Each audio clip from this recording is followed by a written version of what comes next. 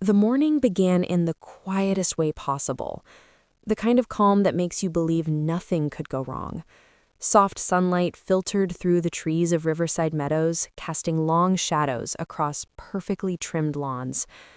Birds chirped from their usual perches, and a light breeze carried the faint scent of freshly cut grass. I stood in my driveway, watering my petunias, enjoying the rare luxury of silence. After years of working amid constant urgency, alarms, and frantic voices, these slow mornings were the reason I had chosen this neighborhood. It felt earned, almost sacred. That sense of peace vanished in an instant. The distant hum of engines grew louder, cutting through the stillness like a blade. I looked up just as two patrol cars turned onto Maple Court. Their sirens were off, but their lights flashed relentlessly, bathing the street in alternating red and blue. The sight was so out of place that for a moment I assumed they were headed somewhere else. Riverside Meadows didn't have police activity. That was part of its appeal. But the cars slowed, then stopped directly in front of my house. Neighbors' curtains twitched. A garage door froze halfway up. The calm that had defined the morning evaporated, replaced by a tense, curious silence. I turned off the hose and set it down carefully, my mind running through every possible explanation. Nothing made sense. I hadn't called anyone, there was no emergency, and yet there they were, engines idling, lights still flashing, as if announcing that tranquility itself had been placed under arrest. Before the officers even stepped out, I knew who was responsible. Across the street stood Patricia Harrington, rigid and triumphant, her finger already raised in accusation. Her posture radiated vindication, as though this moment confirmed everything she had ever believed about order, authority, and her personal mission to enforce both. When the officers exited their vehicles, she surged forward, her voice sharp enough to carry across the entire block. She spoke of loitering, of suspicious behavior, of someone who didn't belong. The absurdity of the moment clashed violently with its intensity. Here I was, standing on my own property, damp gloves in hand, flower beds at my feet, while flashing lights reflected off my windows. The officers looked confused, their expressions shifting as they took in the scene. There was no threat, no chaos, no urgency, only a man, a garden, and an accusation fueled by paranoia rather than reality. As recognition dawned on the officers, the tension shifted. What had been a display of authority quickly became an exercise in restraint. The realization that this spectacle had been summoned over nothing more than routine, harmless activity hung heavily in the air. The flashing lights that had shattered the morning now felt excessive, almost embarrassing, as if the neighborhood itself recoiled from the intrusion. That single moment, brief as it was, marked the end of innocence for my time in Riverside Meadows. The quiet street, the manicured lawns, the promise of peace, all of it was forever altered by the knowledge that serenity here was conditional. It could be overridden at any moment by paranoia, power, and a phone call. The patrol cars eventually left, the lights fading into memory, but the calm they destroyed never fully returned. From the moment Patricia Harrington entered my life, it was clear that she did not merely serve as the HOA president, she commanded it. She carried herself with the rigid confidence of someone who believed rules were not guidelines but weapons, and that her authority was absolute. Every movement was deliberate, every word clipped and final, as though she were issuing orders rather than participating in a neighborhood association. To Patricia, Riverside Meadows was not a community, it was a regime, and she was its unquestioned ruler. Her obsession with control revealed itself in the smallest details. Lawns had to be cut to a precise height, neither too short nor too long, as if blades of grass were soldiers in formation. Trash bins placed out 10 minutes early earned warnings, and holiday decorations left up a day too long were treated as acts of rebellion. She enforced the bylaws with an intensity usually reserved for national security threats, wielding her clipboard like a badge of honor. Neighbors learned quickly that compliance was easier than confrontation, and most chose silence over resistance. Patricia thrived on surveillance. From behind the blinds of her house, she watched the street like a sentry tower, noting comings and goings, unfamiliar vehicles, and deviations from what she deemed acceptable behavior. She knew schedules, routines, and habits, not because it benefited the community, but because knowledge gave her leverage. Her presence alone was enough to make people second-guess their actions, creating an atmosphere where residents felt observed even when she wasn't visible.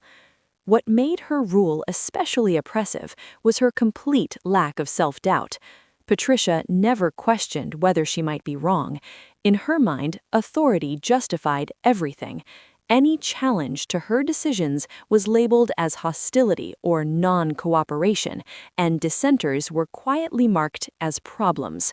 She used official language to mask personal vendettas, framing her actions as protection of property values and community standards, when in reality they served her need for dominance. Fear kept her power intact. Power sustained by fear can only last as long as no one challenges it. When the community finally saw her actions for what they were, the authority she had clung to so tightly began to unravel. But for years, Patricia Harrington reigned supreme, a suburban dictator enforcing order not for the good of the neighborhood, but to satisfy her own unyielding need to control every inch of it. It started with things so small they bordered on absurd, the kind of petty issues most people would laugh off and forget within minutes. A garden hose left uncoiled a little too long, a potted herb resting on a back deck without formal approval, a fence stain that leaned too much toward natural instead of whatever shade the HOA deemed acceptable that season. These were not real problems, not the kind that disrupt lives or threaten safety. Yet they became official violations the moment Patricia Harrington noticed them. Each infraction was documented, dated, and delivered with a seriousness that suggested grave consequences. At first, I tried to respond with patience. I assumed this level of scrutiny was temporary, that once she realized I wasn't interested in conflict, her attention would drift elsewhere. Instead, the opposite happened. Every attempt at calm discussion seemed to encourage more enforcement. The warnings turned into fines, and the fines turned into formal letters filled with intimidating language. Patricia framed each notice as a necessary action to protect the integrity of the community, but the sheer volume of citations told a different story. This was not about rules, it was about control. The smallest acts became sources of suspicion. My irregular work hours were labeled disruptive. My presence in my own yard was questioned. Even routine maintenance was treated as a potential threat. When I watered my plants, she watched the clock. When I returned home late, she took notes. The hose violation became symbolic of something larger, proof, in her mind, that I was unwilling to submit fully to her authority. Refusing to pay a fine on principle only cemented my status as a problem resident. The escalation was slow but relentless. What began as written warnings evolved into accusations of intent. Ordinary behavior was reinterpreted as suspicious activity, and speculation replaced facts. Patricia stopped seeing a homeowner and started seeing a threat. Every tool, every project, every deviation from her expectations became evidence in a case she was building. The line between enforcement and obsession blurred until it effectively disappeared. Calling the police was the final and most dangerous step in that progression. It transformed a private HOA dispute into a public emergency, dragging law enforcement into a situation that never warranted their presence. In her mind, this was justified. She believed the rules gave her that power, that her authority extended beyond letters and fines into the realm of emergency response. The flashing lights in my driveway were the physical manifestation of her inability to distinguish between inconvenience and danger. That moment exposed the true cost of unchecked authority.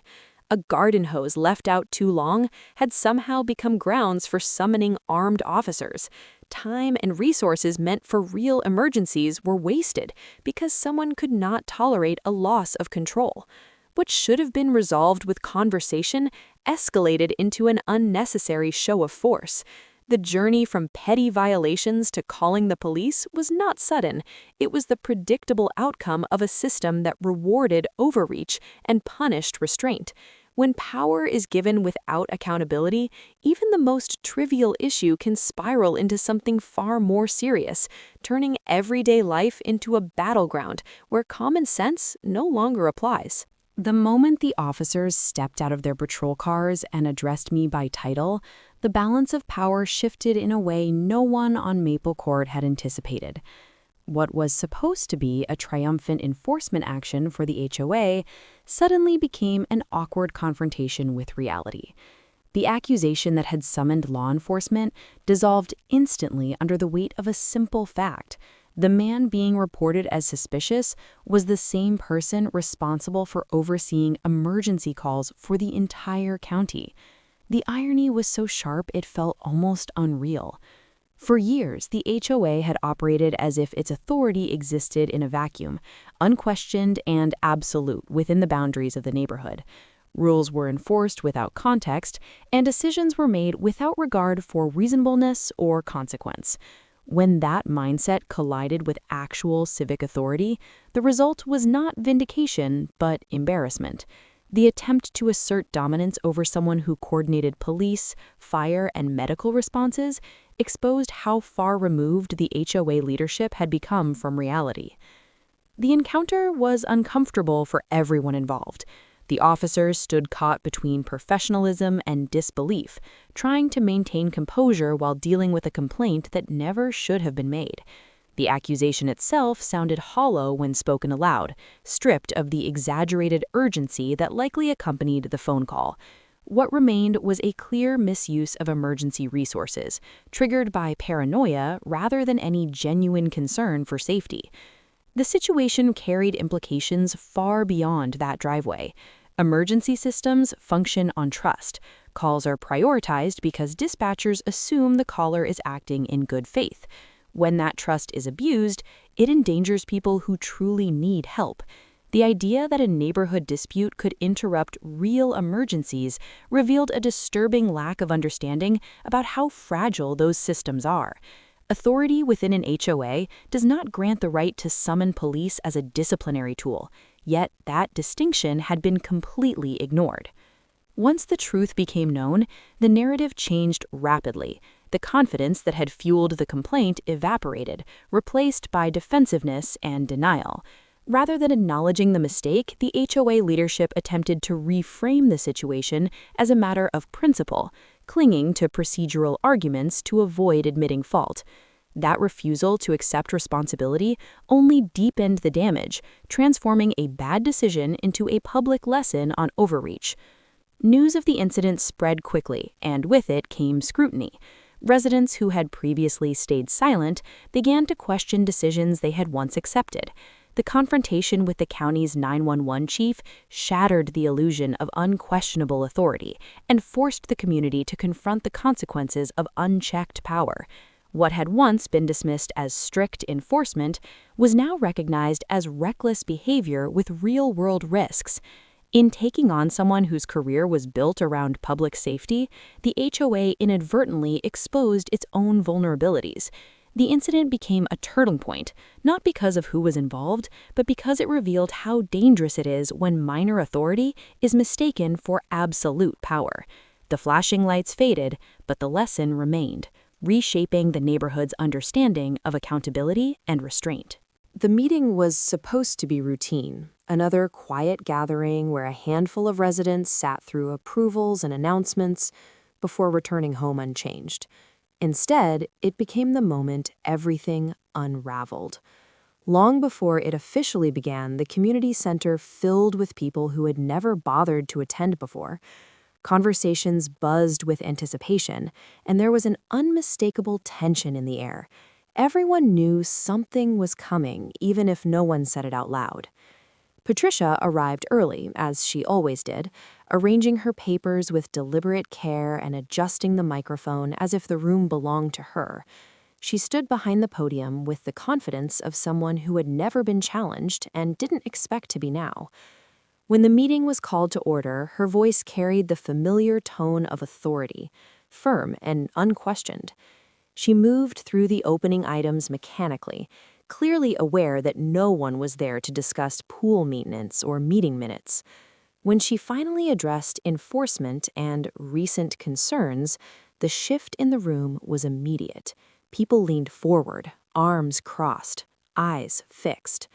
Patricia spoke about standards, procedures, and the importance of discipline, framing herself as the last line of defense against disorder.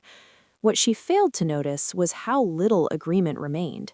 The nods she once relied on were gone, replaced by silence. When I stood to speak, the room seemed to hold its breath. My words were calm, measured, and deliberate, the same tone used in moments when clarity mattered most. I explained what had happened, not with anger, but with facts. The misuse of emergency services, the consequences of frivolous calls, and the legal responsibility that came with encouraging such behavior. The effect was immediate and profound. Murmurs spread, faces hardened. People realized that what had been tolerated as strictness carried real risk. Patricia's composure began to crack. She interrupted, objected, and tried to reclaim control, but the authority she wielded for years no longer worked. The board members exchanged uneasy glances, suddenly aware that their silence had made them complicit. When the legal realities were laid bare, self-preservation replaced loyalty. The atmosphere shifted from passive acceptance to active accountability. The motion to suspend her presidency landed with a dull finality. It wasn't dramatic or loud, just decisive. One by one, hands rose in favor.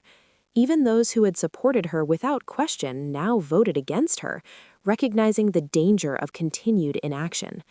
Patricia stood frozen, her expressions cycling through disbelief and fury as the reality of the vote settled in. When she finally walked out, clipboard clutched tightly, the room exhaled as one. The meeting continued, but the power dynamic had permanently changed. Rules were reconsidered, citations reversed, and new safeguards put in place.